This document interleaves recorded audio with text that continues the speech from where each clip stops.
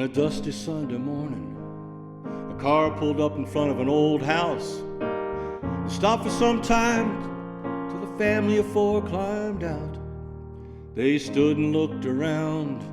The mother pulled the kids up close and looked at the man with concern on her face as he dug his hands deep into his coat. And then a lady came to the screen door, said, "Can I help you, please?"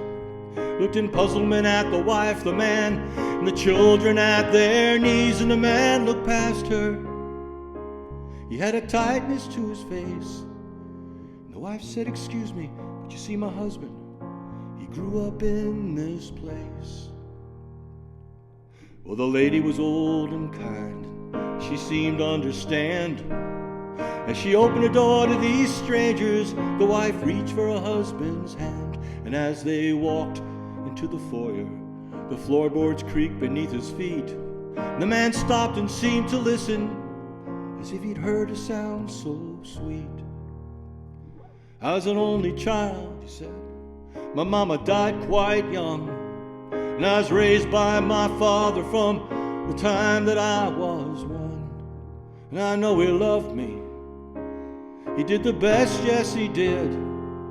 But he worked 2 jobs a day, and I was such a wild, wild kid."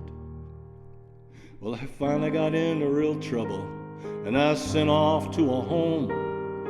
And Daddy got sick not long after, had to live in this house alone. His letters started getting shorter, and they stopped making any sense. And I knew he was really ill, but I was stuck behind that iron fence. And then he died, and they sold this house to pay his debts, sold off all our belongings, even gave away my pets. And I never had a chance to say I'm sorry for letting him down like I did. He's gone before I knew it, and I was still just a kid.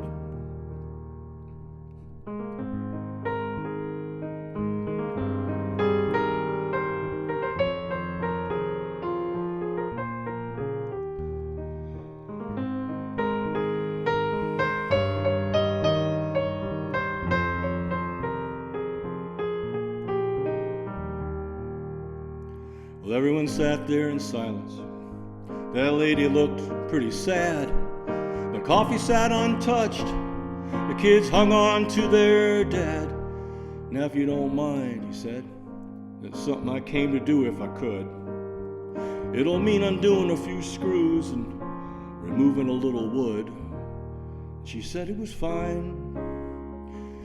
And he walked across her floor, set aside her rug, and unscrewed a small hidden door. And he reached deep down inside and pulled out a tiny wooden box. And he set it on the coffee table, ran his hand across the top. I helped my dad lay this floor. He helped me put this box here. It was supposed to be a time capsule that I'd open in later years. Well, time passes like a freight train while you're waiting at the gate. And I had my life to sort out in this little box that had to wait. And then he thanked the lady, and she gently shook his hand. She watched as the family left and climbed back into the family van. And then she shook her head and sat down in her chair to rock. And she said out loud to no one, "I wonder what was in that box."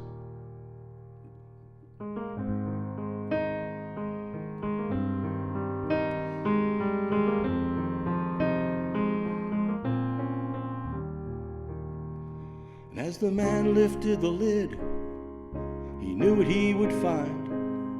Some coins and stamps, chewing gum and jacks, and a small ball of twine, and a lock of hair from the mother he never had a chance to know, and a letter from the man that left his son before it was his time to go.